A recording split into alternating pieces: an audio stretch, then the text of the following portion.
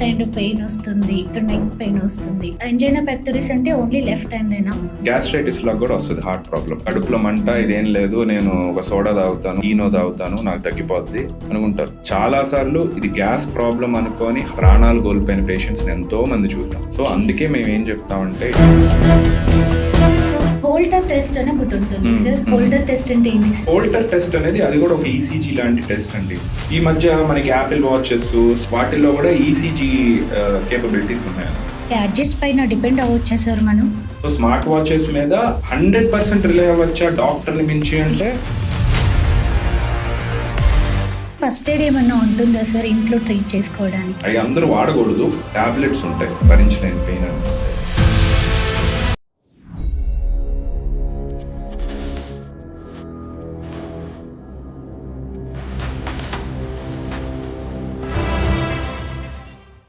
నమస్తే, welcome to our channel.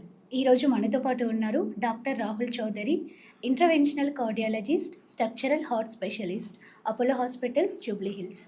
నమస్తే sir. నమస్తే అండి. Welcome to Manam TV. Thank you అండి. మామూలుగా మీ దగ్గరికి వచ్చే పేషెంట్స్ ఎవరికైనా కార్డియాక్ రిలేటెడ్ ప్రాబ్లమ్స్ ఉన్న వాళ్ళకి మిమ్మల్ని అప్రోచ్ అయినప్పుడు మీరు ఫస్ట్ ప్రిఫర్ చేసే టెస్ట్లు ఏంటి అంటే 2D echo, TMT, coronary angiography and CT angiography and Holter test. చాలా మంది వెళ్ళి చేంజ్ చేసుకుంటారు. అసలు ఆ టెస్ట్ ఏంటో తెలీదు, దేనికి రాస్తారో తెలీదు. I think even me also, నాకు తెలీదు.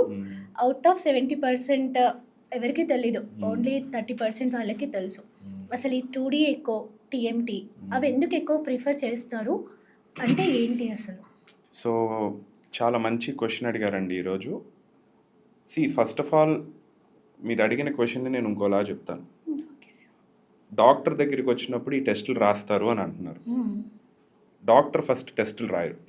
డాక్టర్ ఫస్ట్ మీ ప్రాబ్లం ఏంటి అని అడుగుతారు. సో ప్రాబ్లమ్ని బట్టి పేషెంట్ని ఎగ్జామిన్ చేసి, అంటే పేషెంట్ని పరీక్షించి వాళ్ళకి ఏ టెస్ట్ అవసరమో దాన్ని రాస్తామన్నమాట. ఇప్పుడు మీరు మాట్లాడిన ఒక్కొక్క టెస్ట్ గురించి మనం చూద్దాం. ఈసీజీ అంటే ఏంటంటే హార్ట్ అనేది ఎలక్ట్రిసిటీతో పనిచేస్తుంది. ఇది చాలామందికి తెలియదు. గుండె నిమిషానికి 60 నుంచి 100 సార్లు కొట్టుకుంటుంది. ఇదైతే అందరికీ తెలుసు. ఎలా కొట్టుకుంటుంది? దాంట్లో కరెంట్ వెళ్తుంది అనమాట. ఓకే, పై భాగం నుంచి కింద భాగానికి ఒక కరెంట్ వెళ్తుంది. కరెంట్ అనేది వెళ్ళటం వల్ల ఆ హార్ట్ మజిల్ ఏదైతే ఉందో అది ఒక రిథంలో కాంట్రాక్ట్ అయ్యి ఎక్స్పాండ్ అవుతుంది. అంటే బ్లడ్ని బయటికి పంపించి మళ్ళీ బ్లడ్ని తీసుకుంటుంది అనమాట. ఆ హార్ట్ యొక్క కరెంట్ ఎలా ఉంది అనేది పరీక్షించడం కోసం ఈసీజీ అనే టెస్ట్ చేస్తారనమాట. సో ఈ ఈసీజీ అనేది ఈ కరెంట్లో ఏదైనా అబ్నార్మాలిటీస్ ఉంటే, అంటే కరెంట్ అనేది హార్ట్కి సరిగ్గా వెళ్ళకపోతే ఈసీజీలో మనం తెలుసుకోవచ్చు. నెక్స్ట్, ఈ కరెంట్ అనేది సరిగ్గా పనిచేయడానికి మళ్ళీ మన గుండెకి రక్తం అనేది కరెక్ట్గా వెళ్ళాలి. గుండెకి సంబంధించి ఏదైనా రక్తంలో లోటుపాట్లు ఉంటే కరెంట్ వెళ్ళే ఈ ప్రక్రియలో కూడా కొన్ని ఇబ్బందులు వస్తాయి. ఆ డ్యామేజ్ని కూడా మనం ఈసీజీలో చూడొచ్చు. సో ఈసీజీ ఈజ్ లైక్ ఒక మన హార్ట్ కరెంట్ అనేది ఎలా ఉంది, ఏదన్నా ఇబ్బందుల వల్ల ఈ కరెంట్ అనేది వెళ్ళటంలో ఏదన్నా తేడాలు ఉన్నాయా లేదా అదొకటి చెప్పుద్ది. బ్లడ్ సప్లైలో ఏదన్నా తేడాలు ఉన్నాయో లేదా అదనేది తెలుస్తుంది. అండ్ హార్ట్ అటాక్ అనే జబ్బు ఏదైతే ఉంటుందో అది తెలుసుకోవటానికి పేషెంట్ సిమ్టమ్స్తో పాటు అతి ముఖ్యమైన టెస్ట్ ఈసీజీ. ఓకే, సో అది ఈసీజీ యొక్క అవసరం. తర్వాత ఎకో ఎందుకు అడుగుతాం ఒక కార్డియాలజిస్ట్గా అంటే, ఎకో టెస్ట్ అనేది హార్ట్ పంపింగ్. ఇప్పుడు హార్ట్ అనేది ఒక పంప్ లాంటిది. ఇప్పుడు మీకు పంప్ అంటే ఇప్పుడు మనం ఇంట్లో నీళ్ల కోసం పంపులు వాడతాం. పంప్ పని ఏంటండి? గ్రౌండ్ నుంచి నీళ్లు తీసుకొని ఒక పవర్తో మనం అందరం ట్యాప్లో వాడుకుంటాం కదా వాటర్, పంప్ చేయటం. అలానే హార్ట్ కూడా ఒక పంపు. దానికి కూడా right side, left side 2 chambers ఉంటాయి. రైట్ సైడ్ ఛాంబర్స్ ఏంటంటే మన కింద భాగం నుంచి రక్తం తీసుకొని హార్ట్లోకి పంపించి తర్వాత అక్కడి నుంచి ఊపిరితిత్తులు లంగ్స్కి వెళ్ళి, లంగ్స్లో మనం ఏదైతే శ్వాస ఆక్సిజన్ తీసుకుంటామో ఆక్సిజన్ని ప్యూరిఫై చేసి మళ్ళీ ఎడమ వైపు పంపిస్తుంది. ఆ ఎడమ వైపు అనేది పంపులాగా ఇట్లా కాంట్రాక్ట్ అనేది అయినప్పుడు బ్లడ్ బయటకు వస్తుంది. సో ఈ ఎకో అనేది ఏం చేస్తుంది అంటే హార్ట్ ఓవరాల్ ఫోటో తీస్తుంది అనమాట. అంటే ఆ నిమిషంలో హార్ట్ ఎలా ఉంది. ఓకే, సో ఆ పంప్ అనేది కరెక్ట్గా పనిచేస్తుందా, అంటే కరెక్ట్గా క్లోజ్ అయి ఓపెన్ అవుతుందా, అంటే హార్ట్ అనేది నార్మల్గా ఒక 100 ml ఆఫ్ బ్లడ్ హార్ట్లో వచ్చిందనుకోండి, హార్ట్ జనరల్గా 60% మాత్రం బయటికి పంపించగలదు. దాన్ని మనం ఎజెక్షన్ ఫ్రాక్షన్ అంటాం అనమాట. ఓకే. ఈఎఫ్ అంటాం. ఇప్పుడు మీరు ఎకో రిపోర్ట్లో కూడా చూస్తే ఈఎఫ్ అంటాం అనమాట, అంటే ఎజెక్షన్ ఫ్రాక్షన్. ఓకే. సో ఒక సింగిల్ కాంట్రాక్షన్లో ఎంత బ్లడ్ బయటికి పంపించగలదు. ఈ హార్ట్ పంపింగ్ అనేది కరెక్ట్గా ఉందో లేదో, మజిల్స్ అన్నీ బాగున్నాయో లేదో, లేదా హార్ట్ వాల్వ్స్ అనేది సరిగ్గా పనిచేస్తున్నాయో లేదో, ఈ హార్ట్ ఛాంబర్స్ అనేవి అంటే ఆ సైజెస్ అన్నీ కరెక్ట్గా ఉన్నాయో లేదో, ఇవన్నీ మనం ఎకో టెస్ట్ ద్వారా తెలుసుకోవచ్చు అనమాట. సో ఎకో అనేది ఒక అతి ముఖ్యమైన టెస్ట్ కార్డియాలజీలో. నెక్స్ట్ మీరు అడిగిన ప్రశ్న ఏంటంటే థ్రెడ్మిల్. ఎస్. థ్రెడ్మిల్ టెస్ట్ అంటే ఏంటి, అసలు థ్రెడ్మిల్ అంటే ఏంటి, పేరులోనే ఉంది సగం టెస్ట్. ఎస్. అంటే ఒక మనిషిని ఎక్సర్సైజ్ చేయించటం, ఎక్సర్సైజ్ చేయించి మనిషికి ఈసీజీ తీయటం. ఓకే, ఈ ఈసీజీలు తీస్తుంటే ఏమవుతుంది, ఈ ఎక్సర్సైజ్ చేస్తుంటే ఏమవుతుంది, నార్మల్గా ఇప్పుడు మీరు ఎక్సర్సైజ్ చేస్తున్నారు, ఫాస్ట్గా నడుస్తున్నారు లేదా పరిగెడుతున్నారు, ఏం అవసరం, మీ హార్ట్కి ఇంకా ఎక్కువ ఆక్సిజన్ అవసరం. ఆక్సిజన్ ఎలా వెళ్తుంది, రక్తం ద్వారా వెళ్తుంది అనమాట. ఓకే, సో ఈ థ్రెడ్మిల్ అనేది ఏం చెప్పుద్ది అంటే మనకి, మనం వేగంగా నడుస్తున్నా వేగంగా పరిగెడుతున్నా హార్ట్కి వెళ్ళే బ్లడ్ సప్లైలో ఏదన్నా తేడాలు ఉన్నాయో లేదో ఐడెంటిఫై చేయడానికి ఉపయోగపడుద్ది అనమాట. ఒకవేళ తేడాలు ఉంటే ఆ తేడాలు అనేది ఈసీజీ రూపంలో ప్రతి 3 నిమిషాలకి మనం స్టేజెస్ ఉంటాయి థ్రెడ్మిల్లో, ప్రతి 3 నిమిషాలకి ఆ స్టేజ్ తర్వాత ఈసీజీ తీసి తేడాలని గమనించవచ్చు. సో థ్రెడ్మిల్ అనేది ఒక స్ట్రెస్ టెస్ట్. ఓకే, సో ఈ టెస్ట్లన్నీ కాంప్లిమెంటరీ, అంటే ఒక టెస్ట్కి ఇంకో టెస్ట్ ఎక్స్ట్రా ఇన్ఫర్మేషన్ ఇస్తుంది అనమాట. ఓకే, ప్లస్ ఈ టెస్ట్లు అనేది ఎట్లా, పేషెంట్ సిమ్టమ్స్ని బట్టి, అవసరాన్ని బట్టి, పేషెంట్ యొక్క కండిషన్ని బట్టి యాజ్ అ డాక్టర్గా మనం డిసైడ్ చేస్తాం. ఓకే. సో నెక్స్ట్ మీరు అడిగిన టెస్ట్ ఏంటి, యాంజియోగ్రామ్. యాంజియోగ్రామ్ అనేది it is a test where heart యొక్క, ఇప్పుడు యాంజియోగ్రామ్ అంటే ఏం లేదండి, ఇప్పుడు సిటీ స్కాన్ ఉంది కదా మీకు, సిటీ స్కాన్ ఎక్స్రేస్ చూస్తారు. హార్ట్ యొక్క బ్లడ్ వెజల్స్, హార్ట్కి కూడా ఇప్పుడు అన్ని అవయవాల్లాగా హార్ట్కి కూడా బ్లడ్ వెజల్స్ వెళ్ళడం important. Even though heart blood బయటికి పంపిస్తున్నా, హార్ట్కి కూడా మరి అది నిమిషానికి 60 నుంచి 70 సార్లు పనిచేస్తుందంటే దానికి కూడా ఆహారం అవసరం. సో ఆహారం కోసం దానికి కూడా రక్తనాళాలు వెళ్తాయి. ఆ రక్తనాళాలు సరిగ్గా వెళ్తున్నాయా లేదా, ఆ రక్తనాళాల్లో ఏదైనా బ్లాక్స్ ఉన్నాయా లేదా, ఆ రక్తనాళాల్లో ఏదైనా ఇబ్బందులు ఉన్నాయా అనే పరీక్షే యాంజియోగ్రామ్. సో ఈ యాంజియోగ్రామ్ మళ్ళీ 2 పద్ధతులుగా చేస్తాం. ఒకటి సిటీ స్కాన్ లాగా చేస్తాం అనమాట, ఇంకోటి క్యాత్ ల్యాబ్, అంటే హాస్పిటల్లో క్యాత్ ల్యాబ్ చేసి క్యాత్ ల్యాబ్లో కొరోనరీ యాంజియోగ్రామ్ అని ఇంకోటి చేస్తాం. City coronary angiography and coronary angiography రెండు డిఫరెంట్ సార్? సో 2 ఒకే ఇన్ఫర్మేషన్ ఇస్తాయి దాదాపు. ఓకే. సిటీ యాంజియోగ్రామ్ ఏంటంటే పేషెంట్కి ఏమి అంటే సూదులు ఏమి వేయకుండా, అంటే లైక్ లోపలికి ఏమి ట్యూబ్స్ అవి ఇంజెక్షన్స్ రెండిట్లో ఉంటాయి, ట్యూబ్స్ ఏమి వేయకుండా చేసేది city angiogram. Coronary healthy person కి, అంటే హెల్దీ పర్సన్ అన్హెల్దీ పర్సన్ అనేది it is the wrong understanding. దాన్ని మనం ఎలా చూడాలంటే, కొన్ని కండిషన్స్లో మనకి సిటీ యాంజియోగ్రామ్ అవసరం, కొన్ని కండిషన్స్లో కొరోనరీ యాంజియోగ్రామ్ మాత్రమే చేయాలి. Okay, depends on patient and depends on the condition. ఇప్పుడు కొరోనరీ యాంజియోగ్రామ్ అనేది ఎప్పటి నుంచో ఉంది, అది గోల్డ్ స్టాండర్డ్. ఇప్పుడు సిటీ యాంజియోగ్రామ్లో కూడా మనకి ఏదైనా ప్రాబ్లం ఉంది అని తెలిస్తే దాన్ని ఇంకా కన్ఫర్మ్ చేసుకోవటానికి కొరోనరీ యాంజియోగ్రామ్ తప్పనిసరిగా చేయాలి. అంటే ఇప్పుడు కొత్త జనరేషన్ సిటీ స్కాన్స్ వస్తున్నాయి కొన్ని, అవి ఆల్మోస్ట్ కొరోనరీ యాంజియోగ్రామ్ ఇచ్చేంత ఇన్ఫర్మేషన్ ఇస్తున్నాయి. ఇచ్చినా కూడా జనరల్గా సిటీ యాంజియోగ్రామ్లో ఏదైనా మేజర్ ప్రాబ్లం మనం ఐడెంటిఫై చేస్తే దాన్ని కన్ఫర్మ్ చేసుకోవడానికి మనం కొరోనరీ యాంజియోగ్రామ్ అనే టెస్ట్ చేస్తాం అన్నమాట. అండ్ హోల్టర్ టెస్ట్ అని ఒకటి ఉంటుంది సార్, అది కూడా ప్రిఫర్ చేస్తారు. హోల్టర్ టెస్ట్ అంటే ఏంటి సార్? సో హోల్టర్ టెస్ట్ అనేది అది కూడా ఒక ఈసీజీ లాంటి టెస్ట్ అండి. ఇప్పుడు మీకు ఈసీజీ తీస్తే ఆ నిమిషంలో, అంటే ఈసీజీ తీసే టైంలో మీ హార్ట్ యొక్క కరెంట్ ఎలా ఉన్నదని మాత్రం తెలుస్తుంది. కొన్నిసార్లు డాక్టర్ దగ్గరికి కానీ హాస్పిటల్ దగ్గరికి కానీ వచ్చినప్పటికి మీకు సిమ్టమ్స్ ఉండకపోవచ్చు, మీకు ఇంట్లో సిమ్టమ్స్ ఉండొచ్చు, లేదా మీరు వర్క్లో సిమ్టమ్స్ ఉండొచ్చు, నిద్రపోయేటప్పుడు సిమ్టమ్స్ ఉండొచ్చు. కానీ అప్పుడు ప్రతిసారి మీ దగ్గర ఈసీజీ తీసుకునే అవకాశం ఉండదు. ఓకే, ఇలాగా ఎప్పుడన్నా సిమ్టమ్స్ అనేది పేషెంట్స్కి ఎక్స్ప్రెస్ చేస్తున్నారు, సార్ నాకు ఇంట్లో రాత్రిపూట పలానా టైంలో నాకు గుండె దడగా ఉంది, లేదంటే అవును నాకు సార్. కొంచెం ఉంది సార్. తల డిమ్గా అనిపిస్తుంది, ఏదన్నా హార్ట్కి సంబంధించిన రిథమ్ అబ్నార్మాలిటీస్ డాక్టర్ సస్పెక్ట్ చేస్తే బాడీకి ఒక 24 గంటల నుంచి ఆల్మోస్ట్ ఒక వారం వరకు ఈ హోల్టర్ అనేది కనెక్ట్ చేస్తారనమాట. అంటే it is on the go ECG. Okay. So పేషెంట్తో పాటు ఈసీజీ ఎప్పుడు ఉంటుందన్నమాట. మ్మ్. సో దాంట్లో ఏంటంటే మనకి ఇబ్బందులు అనేది ఏ టైంలో వచ్చినాయి, ఇబ్బందులు ఎలా వచ్చినాయి అనేది డాక్టర్కి ఒక బ్లూ ప్రింట్ ఇస్తుంది. ఓకే. ఈ మధ్య మనకి యాపిల్ వాచెస్, చాలా స్మార్ట్ వాచెస్ ఇవన్నిట్లో ఉన్నాయి. వాటిల్లో కూడా ఈసీజీ కేపబిలిటీస్ ఉన్నాయన్నమాట. ఓకే. సో కొంతమందికి మనం ఏం చెప్తాం, ఈ హోల్టర్ అనేది రోజు వేసుకోవడం కుదరదు సార్, మీ దగ్గర ఏదైనా స్మార్ట్ వాచెస్ కానీ ఏమన్నా ఉంటే వాటికి ఈసీజీ తీసే ఫెసిలిటీ ఉంటే మీకు ఇబ్బంది అనిపించినప్పుడు ఒక్కసారి దాంట్లో ఈసీజీ మోడ్ యాక్టివేట్ చేసి ఈసీజీ మీరు ఐడెంటిఫై చేయండి. దాని ద్వారా ఏదైనా ప్రాబ్లం ఉంటే ఆ టైంలో మాకు మీరు చెప్తే మేము ఐసీజీ రీడింగ్ చూసి మేము ఆ ప్రాబ్లమ్ని కన్ఫర్మ్ చేస్తామని చెప్తాం. ఆ గ్యాడ్జెట్స్ పైన డిపెండ్ అవ్వచ్చా సార్ మనం? డెఫినెట్లీ అండి, కొన్ని స్టడీస్ కూడా ఉన్నాయి దీని మీద, గ్యాడ్జెట్స్ మీద. యాపిల్ వాచ్ మీద ఎన్ఈజేఎం, అంటే ఎన్ఈజేఎం అనేది new England journal of medicine, అది ఒక అతిపెద్ద జర్నల్ అనమాట. జర్నల్ అంటే మెడికల్ లిటరేచర్. సో దాంట్లో కూడా దీని మీద స్టడీ చేశారనమాట కొన్ని వేల మంది పేషెంట్స్లో. అండ్ చాలామందికి ఈ స్మార్ట్ వాచెస్లో ఏదైతే ఈసీజీ ఇబ్బందులు అవన్నీ చూస్తున్నారో క్లినికల్గా వ్యాలిడేట్ కూడా చేశారనమాట. సో స్మార్ట్ వాచెస్ మీద 100% రిలే అవ్వచ్చా డాక్టర్ని మించి అంటే it is definitely not possible.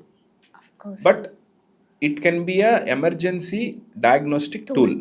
ఎప్పుడన్నా అవసరం వచ్చినప్పుడు ఎమర్జెన్సీలో దాన్ని మనం వాడుకోవచ్చు అనమాట. ఓకే. ఇప్పుడు మీరు ఎక్స్ప్లెయిన్ చేసిన 2D టెస్ట్ ఒకటి, 2D ఎకో ఒకటి, టీఎంటీ అండ్ ఈసీజీ, ఈ 3 వాటిని బట్టి ఏంటి అంటే నార్మల్గా హెల్దీ పర్సన్ కూడా ఆ టెస్ట్లు బేసిక్గా చేయించుకోవచ్చు అని అనుకుంటున్నాను. అది ఓకేనా సార్? సో ఇందులో కొన్ని టెస్ట్లు ఎవరైనా చేయించుకోవచ్చండి. ఇప్పుడు ఈసీజీ ఉందనుకోండి, ఇప్పుడు మనం రొటీన్గా బయట చూస్తూ ఉంటున్నాం అనమాట, యాన్యువల్ హెల్త్ ప్యాకేజెస్ అని, లేదా ఒక వయసు దాటిన వాళ్ళు రెగ్యులర్గా హెల్త్ చెకప్స్ చేయించమని మనం రెగ్యులర్గా చూస్తూ ఉన్నాం అనమాట. ఇందులో కొన్ని టెస్టుల వరకు రెగ్యులర్గా చేయించడంలో తప్పులేదు. రెగ్యులర్గా అంటే మరి వారానికి ఒకసారో 10 రోజులకు ఒకసారో కాదు, అవసరాన్ని బట్టి. ఇప్పుడు కొత్త లేటెస్ట్ సైన్స్ కానీ లేటెస్ట్ గైడ్ లైన్స్ కానీ ఏం చెప్తున్నాయంటే వీలైనంత త్వరగా, అంటే 30 ఏళ్ల నుంచే మీరు జాగ్రత్తలు తీసుకోవటం మొదలు పెట్టండి అని క్లియర్గా చెప్తున్నాయి అనమాట. 6 మంత్స్కి ఒకసారి అలా అట్లీస్ట్ 1 ఇయర్కి ఒకసారి, ఏమి ప్రాబ్లం లేకపోతే, అంటే మీకేమి ముందల ఇబ్బందులు జరగక, ఫ్యామిలీలో ప్రాబ్లమ్స్ అంటే హెల్త్ రిలేటెడ్ ఇష్యూస్ అలాంటి ఏమీ లేవు, అలాంటి పేషెంట్స్కి ఏంటంటే సంవత్సరానికి ఒకసారి ఈసీజీలో ఏదన్నా గ్రాస్ అబ్నార్మాలిటీ కనిపిస్తే చిన్న వయసు వాళ్ళకి ఎకో కూడా చెప్తాం అనమాట. ఎకో ఈసీజీ దాదాపు సరిపోతాయండి. వీటికి మించి ఇంకా పేషెంట్స్కి ఏదన్నా మనం సిమ్టమ్స్ ఐడెంటిఫై చేస్తున్నాం అనుకోండి, అప్పుడు మనం థ్రెడ్మిల్ అడుగుతాం. థ్రెడ్మిల్లో కూడా మనకి ఏదన్నా తేడాలు తెలుస్తున్నాయంటే అప్పుడు మనం ఈ సిటీ స్కాన్స్ XYZ వాటికి వెళ్తాం. ఇప్పుడు మీరు వెస్ట్రన్ గైడ్ లైన్స్ ఉంటాయి కొన్ని, అంటే అమెరికా, యూరోపియన్ గైడ్ లైన్స్ ఉంటాయి, రీసెర్చ్ వాళ్ళు ఆ కంట్రీస్లో చాలా వరకు థ్రెడ్మిల్ వాడటం ఆపేశారనమాట. ఎందుకంటే they feel that city is a better diagnostic test. And but అన్ని చోట్ల అది మనం వాడచ్చు అంటే భారతదేశం లాంటి మంది చాలా పెద్దగా కంట్రీ, అండ్ అందరూ చేయించుకోలేరు దాన్ని, కాస్ట్ కూడా ఎక్కువ ఉంటుంది. సో మనం ఎందుకు ఇంకా స్టిల్ థ్రెడ్మిల్ చేయించుకుంటున్నాం. థ్రెడ్మిల్ని బట్టి మనం సిటీ స్కాన్స్ అవసరం ఉన్నాయో లేదో కూడా డిసైడ్ చేసి రాస్తున్నాం. ఇంకొకటి ఏంటి అంటే హార్ట్ ఎన్లార్జ్మెంట్, హార్ట్ సైజ్ పెరగడము తగ్గడము, ఇది నిజంగా పాసిబుల్ అవుతుందా సార్? ఓకే, ఇప్పుడు మీరు అడిగిన క్వశ్చన్ని నేను సింప్లిఫై చేస్తాను. హార్ట్ అనేది ఒక మజిల్ అండి, హార్ట్ కూడా మజిలే. ఇప్పుడు మీరు జిమ్కి వెళ్తారు, ఓకే, జిమ్కి వెళ్ళి బాగా వర్కౌట్ చేస్తే ఏమవుతుంది, మజిల్ పెరుగుద్ది, అంటే మజిల్ థిక్నెస్ పెరుగుద్ది. సో అలాగా హార్ట్ మీద కూడా బాగా ఎక్కువ స్ట్రెస్ పడింది అనుకోండి, అంటే బీపీ ఎక్కువ అవటం వల్ల, లేదంటే ఇంకొన్ని కండిషన్స్ ఉంటాయి అన్నమాట, పుట్టుకతో వచ్చే కండిషన్స్, కొన్ని వాల్వ్ కండిషన్స్ వల్ల ఏంటంటే హార్ట్ మజిల్ మీద బాగా స్ట్రెస్ పెరుగుద్ది. సో స్ట్రెస్ పెరిగినప్పుడు ఏంటంటే ఆ స్ట్రెస్ని తట్టుకోవటానికి హార్ట్ మజిల్ అనేది కొంచెం మందంగా తయారవుద్ది. అదొక రకమైన హార్ట్ ఎన్లార్జ్మెంట్. ఓకే. ఇంకో రకమైన హార్ట్ ఎన్లార్జ్మెంట్ ఏంటంటే, ఇప్పుడు మీరు ఒక బెలూన్ తీసుకోండి. బెలూన్ అనేది రబ్బర్తో చేస్తాం అనమాట. రబ్బర్కి ప్లాస్టిసిటీ అని ఉంటుంది. అంటే మనం స్ట్రెచ్ చేసే కొద్దీ స్ట్రెచ్ అవుతుంది. ఒక పాయింట్ తర్వాత మీరు స్ట్రెచ్ చేసినా అదేమవుతుందంటే స్ట్రెచ్ అవ్వకుండా లూజ్గా అయిపోద్ది. వెనక్కి రాదు. ఇప్పుడు మీరు రబ్బర్ బ్యాండ్ కూడా ఇప్పుడు ఫుల్గా లాగేసి ఎలాస్టిసిటీ పోతుంది. ఇప్పుడు హార్ట్ కూడా కొన్ని కండిషన్స్ వల్ల ఏమవుతుందంటే దాని యొక్క ఎలాస్టిసిటీ పోతుంది. అంటే పెద్దది అయిన తర్వాత మళ్ళీ నార్మల్ సైజ్కి రాదు. సో అది ఇంకో రకమైన హార్ట్ ఎన్లార్జ్మెంట్ అనమాట. ఈ రకమైన హార్ట్ ఎన్లార్జ్మెంట్ కూడా రకరకాల కారణాల వల్ల వస్తుంది. ఒకటి బ్లడ్ సప్లై తక్కువైతే వస్తుంది, కొంతమందికి పుట్టుకతో వచ్చే ప్రాబ్లమ్స్ వల్ల వస్తుంది, కొంతమందికి వాల్వ్ రిలేటెడ్ ప్రాబ్లమ్స్ వల్ల వస్తుంది, కొంతమందికి ఇంకా వేరే చాలా కారణాలు ఉంటాయి, ఇన్ఫెక్షన్స్ అని ఇంకా ఇంకా రకరకాల కారణాలు ఉంటాయి. సో హార్ట్ ఎన్లార్జ్మెంట్ అనేది మనం చూస్తూ ఉంటాం రెగ్యులర్గానే. ఇవి కొన్ని పుట్టుకతో చిన్నప్పటి నుంచి పిల్లల్లో చూస్తాం. హార్ట్లో హోల్ ఉండటం వల్ల చూస్తాము, వాల్ ప్రాబ్లమ్స్ వల్ల చూస్తాం, పుట్టుకతో హార్ట్ మజిల్లో ప్రాబ్లమ్స్ ఏమైనా ఉంటే చూస్తాం. ఒక వయసు దాటిన తర్వాత వాళ్ళకి ఏదైనా బ్లడ్ సప్లై ఇష్యూస్ ఉంటే చూస్తాం. ఇంకా పెద్దవాళ్ళకి హార్ట్ అటాక్స్ అలా వస్తే చూస్తాం. ఇంకా వయసు ఉన్న వాళ్ళకి వాల్వ్ ప్రాబ్లమ్స్ ఏమన్నా చూస్తాం, బీపీ బాగా ఎక్కువ ఉన్నా చూస్తాం. సో హార్ట్ ఎన్లార్జ్మెంట్ అనేది మనకి పబ్లిక్ అంత అవేర్నెస్ లేదు, కానీ జనరల్గా పబ్లిక్లో చూస్తూనే ఉంటాం మనం. ఓకే. అంటే చాలా మందికి తెలీదు ఇలా జరుగుతుంది. ఆర్గాన్స్ ఇంక్రీజ్ అవ్వడం, డిక్రీజ్ అవ్వడం అంటే చాలా రేర్ కదా. జరుగుద్ది. కాకపోతే ప్రాబ్లం ఏదైతే మనం ఐడెంటిఫై చేస్తామో దీంట్లో ఎందుకు ఎన్లార్జ్ అవుతుంది అని మనం ఐడెంటిఫై చేయగలిగితే కొంతవరకు కొన్ని ప్రాబ్లమ్స్కి మనం ట్రీట్మెంట్ ఇవ్వచ్చు. ట్రీట్మెంట్ వల్ల నార్మల్ అయ్యే అవకాశం ఉంది. అలా అని అన్నిసార్లు ట్రీట్మెంట్ ఇస్తే నార్మల్ అవుద్దా అంటాం అనేది కష్టం చెప్పడం. ఓకే. సొల్యూషన్ అనేది కొంత ఎక్స్టెంట్ వరకు ఉంటుంది, కొన్ని ప్రాబ్లమ్స్కి ఉంటుంది, అన్నిటికీ ఉండదు. ఇప్పుడు మనకి బ్లడ్ వెజల్స్, హార్ట్కి blood vessels throw blood supply అవుతుంది. మనం మామూలుగా ఏంటి అంటే హార్ట్ వాల్వ్ ప్రాబ్లం ఒకటి వింటుంటాము సార్. అది ఏ ఏజ్ వాళ్ళకి వస్తుంది? అసలు హార్ట్ వాల్వ్ ప్రాబ్లం అంటే ఏంటి? దానికి ఏమైనా సర్జరీస్ ఉంటాయా సార్? ఒకవేళ సర్జరీ ఉన్నా సర్జరీ కాకుండా వేరే ఏదైనా ఆల్టర్నేట్ సొల్యూషన్ ఉంటుందా? అన్నింటికీ సర్జరీ అంటే కొంచెం భయంగా ఉంటుంది కదా చాలా వరకు. సో ఏదైనా ఆల్టర్నేట్ సొల్యూషన్ ఉంటుందా? సో వెరీ గుడ్ క్వశ్చన్ అండి మీరు అడిగింది. ఇప్పుడు ఈ జనరల్గా మనం హార్ట్ ప్రాబ్లం అంటే హార్ట్ అటాక్స్ అని వింటాము, రెగ్యులర్గా వింటూ ఉంటాం. కాకపోతే వాల్వ్ ప్రాబ్లమ్స్ కూడా ఉంటాయి హార్ట్కి సంబంధించి. ఈ వాల్వ్ ప్రాబ్లమ్స్ అనేది మనం చిన్న వయసులో వాళ్ళకి చూస్తాము, మిడిల్ ఏజ్డ్ వాళ్ళకి చూస్తాం, లేదా వయసు బాగా పెరిగిన వాళ్ళకి చూస్తాం. సో అసలు వాల్వ్ ప్రాబ్లమ్స్ అంటే ఏంటి? హార్ట్కి ముఖ్యంగా 4 వాల్వ్స్ ఉంటాయి. వాల్వ్స్ అంటే మన గదికి తలుపుల్లాగా. ఒక గదిలో నుంచి ఇంకో గదికి వెళ్ళాలంటే తలుపు తీసుకొని వెళ్ళాలి. అలాగే ఈ రక్తం కూడా ఒక గదిలోని ఒక ఛాంబర్లో నుంచి ఇంకో ఛాంబర్లోకి వెళ్ళాలంటే ఆ తలుపు ద్వారానే వెళ్ళాలి. ఈ తలుపు అనేది సరిగ్గా మూసుకోకపోయినా ప్రాబ్లం, సరిగ్గా తెరుచుకోకపోయినా ప్రాబ్లం.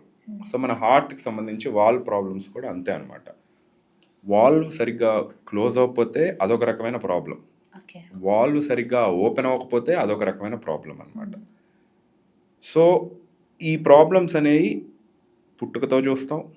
కొంతమంది వయసు పెరిగే కొద్దీ కొన్ని ఇన్ఫెక్షన్స్ వస్తాయి, ఆ ఇన్ఫెక్షన్స్ వల్ల వాల్వ్స్ డ్యామేజ్ అవుతాయి, దానివల్లనూ చూస్తాం. కొంతమందిలో ఏజ్ పెరిగే కొద్దీ నార్మల్గా మనకి ఎట్లాగైతే జుట్టు తెల్లబడుద్దో మనం ముసలివాళ్ళు అవుతాం, ఈ వాల్వ్స్ కూడా పనిచేసి పాడవుతాయి అన్నమాట. సో ఒక వయసులో ఏజ్ రిలేటెడ్గా పాడవుతాయి. కొంతమందికి హార్ట్ అటాక్స్ రావటం వల్ల కూడా పాడవుతాయి అన్నమాట. సో ఇలాగా రకరకాల కారణాల వల్ల ఈ వాల్వ్స్ కూడా డ్యామేజ్ అవుతాయి.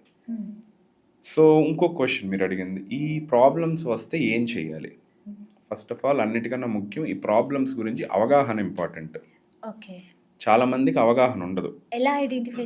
ఎలా ఐడెంటిఫై చేస్తారంటే జనరల్గా ఈ వాల్వ్ ప్రాబ్లమ్స్ అనేది ఉంటే సిమ్టమ్స్ అనేవి బయటపడతాయి పేషెంట్స్కి. ఎలాంటి సిమ్టమ్స్? అలసిపోవటం, అంటే బాగా అలసట రావటం, అంటే కొంచెం పని చేసినా త్వరగా అలసిపోవటం.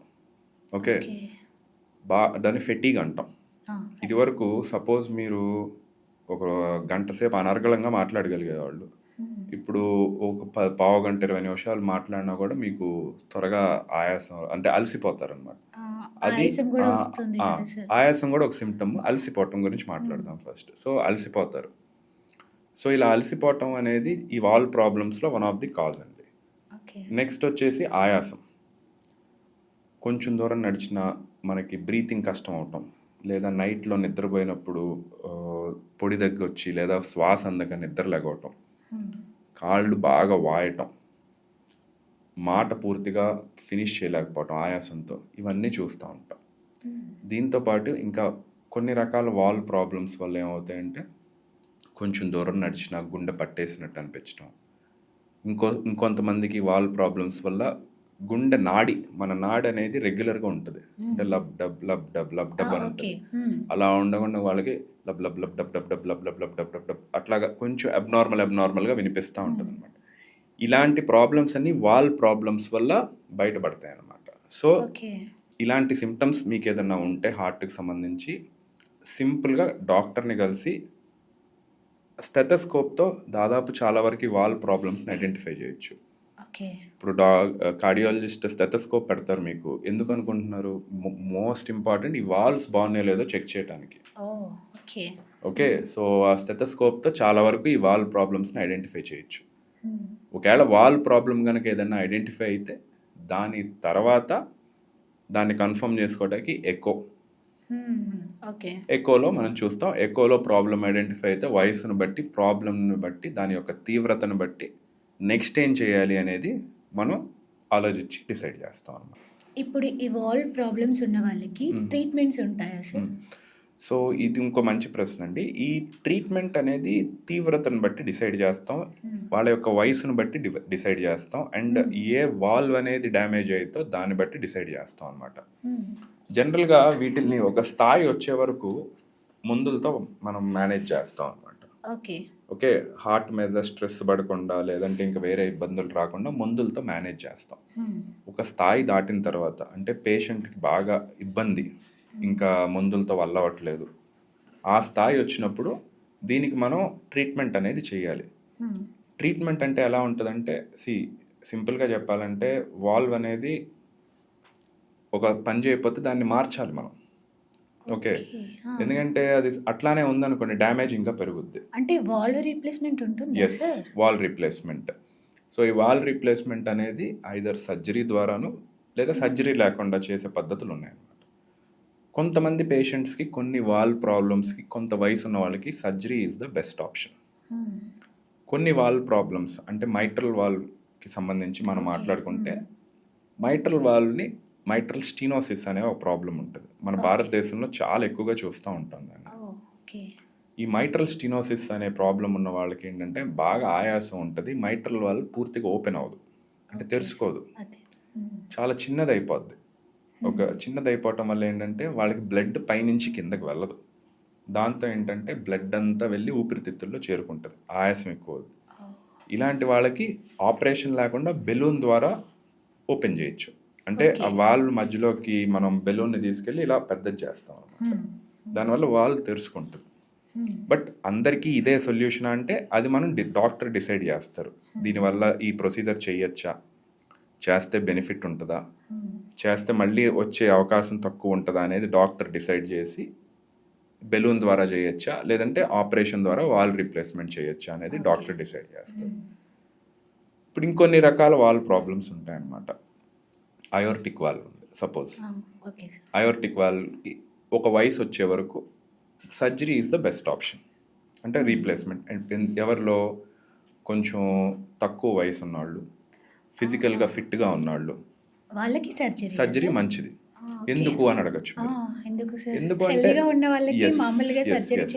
ఎందుకు అంటే సర్జరీ అనేది టైం టెస్టెడ్ అండి. కొన్ని సంవత్సరాలుగా సర్జరీ అనేది చేస్తున్నారు. అంటే దాదాపు 40-50 ఏళ్ళగా ఇంకా ముందల నుంచి సర్జరీ చేస్తున్నారు అనమాట. సర్జరీతో రిజల్ట్స్ చాలా సంవత్సరాలు ఫాలో అయ్యారు.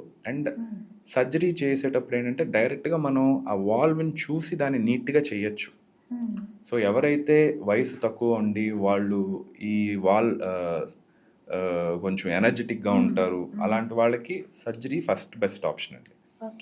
బట్ ఒక సర్టెన్ ఏజ్ గ్రూప్ అంటే ఒక వయసు దాటిన తర్వాత జనరల్గా మనకి హీలింగ్ ప్రాసెస్ స్లోగా ఉంటుంది, అంటే కోలుకోవటం కష్టం. ఓకే.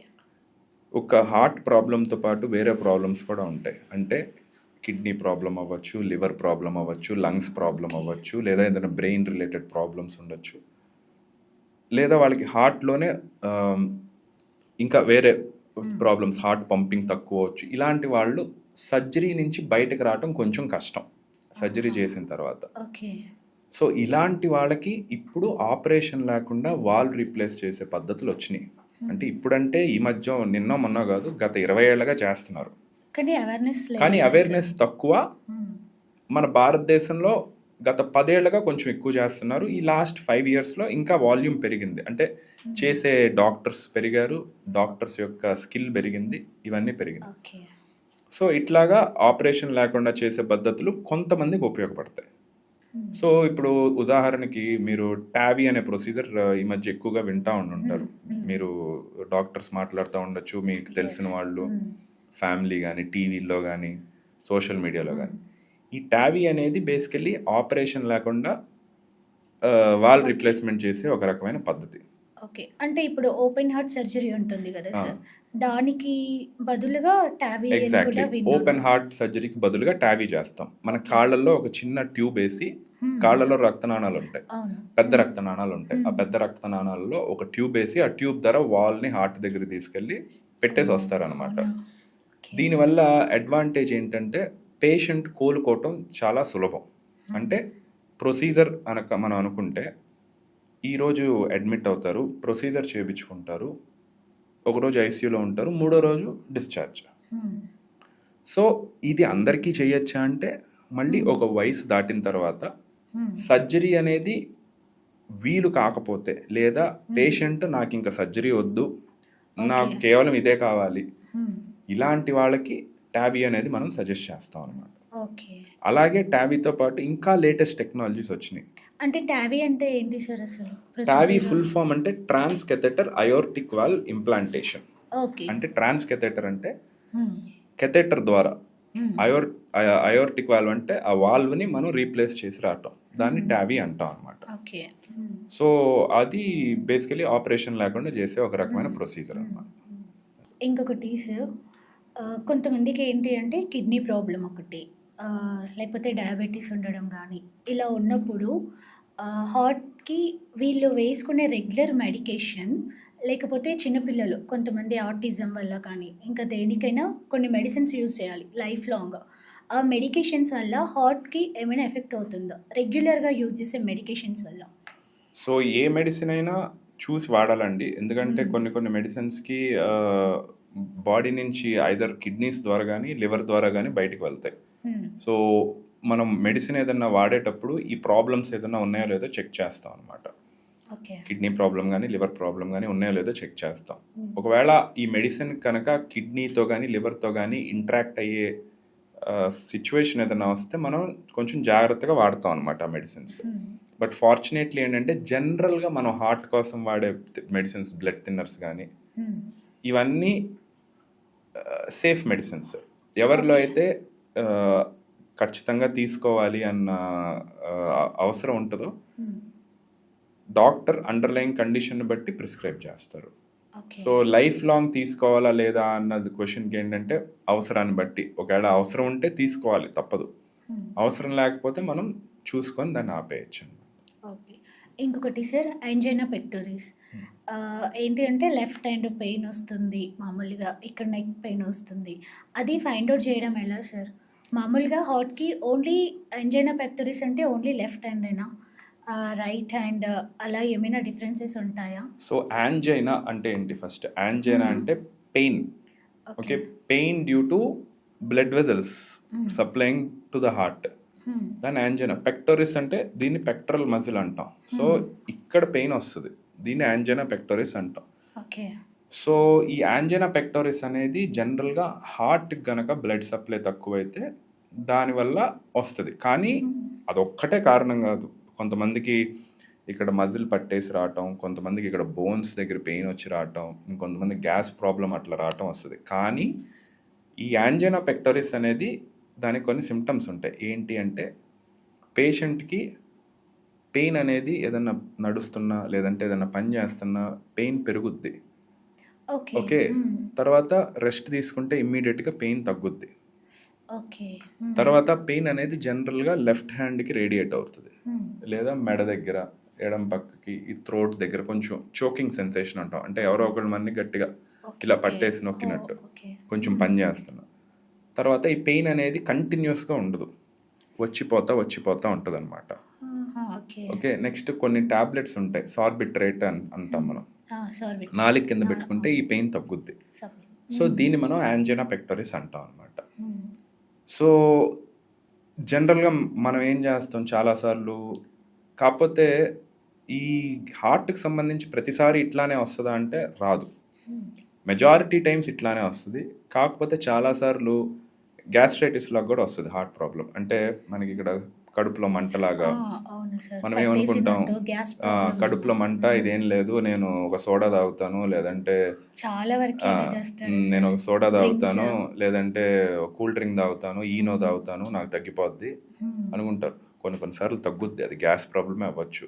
కానీ మేము చాలాసార్లు ఇది గ్యాస్ ప్రాబ్లం అనుకొని హార్ట్ అటాక్ని మిస్ చేసి ప్రాణాలు కోల్పోయిన పేషెంట్స్ని ఎంతోమంది చూసాం.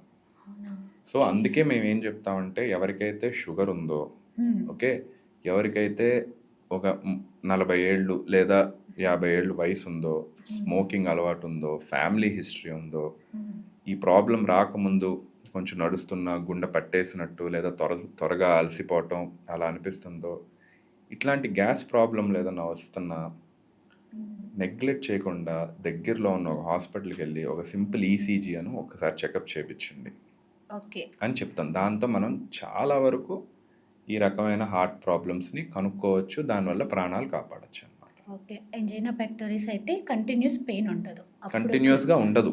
అప్పుడు ఒకసారి ఎప్పుడో వస్తుంది. అంటే పని చేసేటప్పుడు వస్తుంది. పెయిన్ కూడా కంటిన్యూస్గా ఉండదు అనమాట. ఓకే, చాలా మంది ఇది ఒక భయం ఉంటుంది, నా లెఫ్ట్ హ్యాండ్ పెయిన్ వచ్చేస్తుంది అని.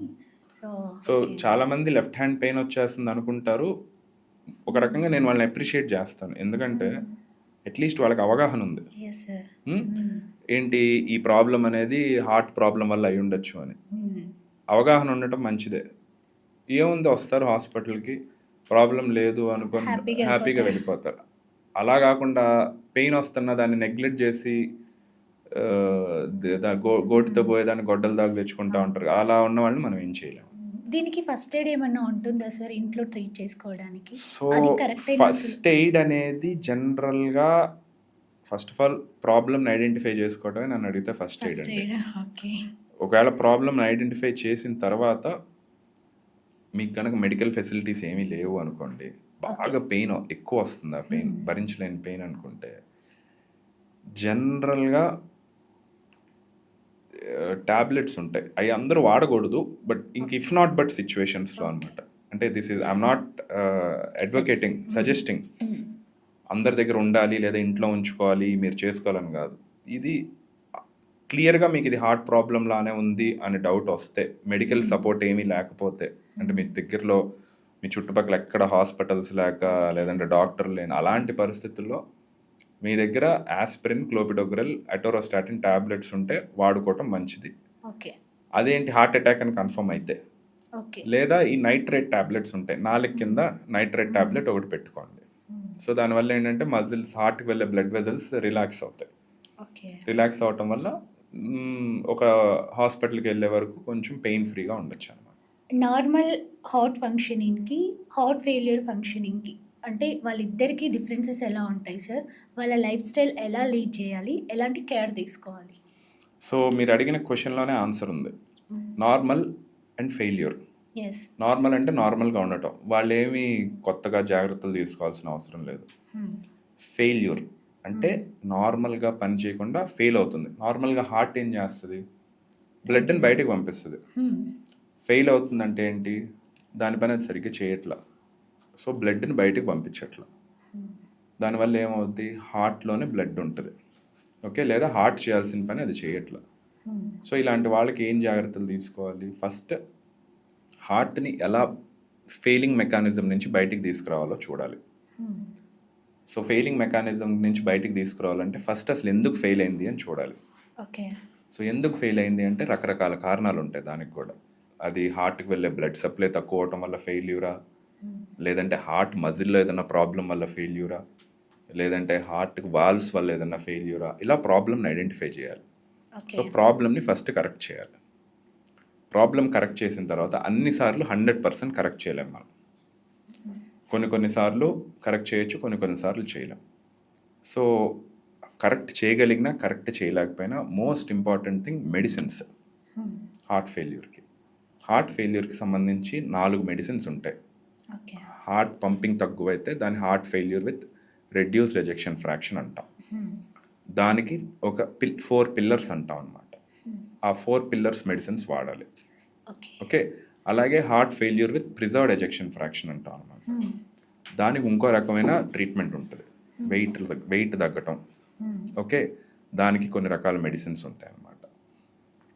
నెక్స్ట్ డాక్టర్గా మేము చేయాల్సిన పని మేము చేసిన తర్వాత, అంటే ప్రాబ్లమ్ ఐడెంటిఫై చేసి ట్రీట్మెంట్ ఇచ్చి మెడిసిన్స్ రాసిన తర్వాత పేషెంట్స్ నుంచి మేము ఏం ఎక్స్పెక్ట్ చేస్తాం జాగ్రత్తలు హార్ట్ ఫెయిల్యూర్లో. జనరల్గా హార్ట్ ఫెయిల్యూర్ పేషెంట్స్ ఎక్కువ వాటర్ని టాలరేట్ చేయలేరు, అంటే ఎక్కువ వాటర్ బాడీ టాలరేట్ చేయలేదు వాళ్ళది. ఓకే. సో వాటర్ తక్కువగా తీసుకోమంటాం. అలా అని బాగా తక్కువగా తీసుకోకూడదు, బాగా ఎక్కువగా తీసుకోకూడదు. Balance is important. అంటే ఎంతవరకు వాటర్ తీసుకోవాలంటే మీకు ఆయాసం రాకుండా, డైలీ వెయిట్ చూసుకుంటా, వెయిట్ పెరగకుండా, మీరు సపోజ్ ఒక రోజుకి ఒక 1.5 litre to 2 litres urine output ఉందనుకోండి మీకు, దానికన్నా ఒక 200-300 ml ఎక్స్ట్రా తీసుకోండి. అంతకు మించి తీసుకోవద్దని చెప్తాను. నెక్స్ట్ సాల్ట్ అనేది శరీరంలో నీరుని ఉంచేస్తుంది. దానివల్ల ఏమవుతుందంటే బాడీలో వాటర్ కంటెంట్ ఎక్కువ అవుతుంది. సో సాల్ట్ కూడా కొంచెం తక్కువ తినమంటాం. కారం తినొద్దు అంటారు కదా సార్. అంటే కారం చేసేటప్పుడు కూడా దాంట్లో ఉప్పు వేస్తాం కదండి. అంటే ఉప్పు లేకుండా తినొచ్చా మరి? ఉప్పు లేకుండా కారం చేస్తారా? చేస్తారు సార్.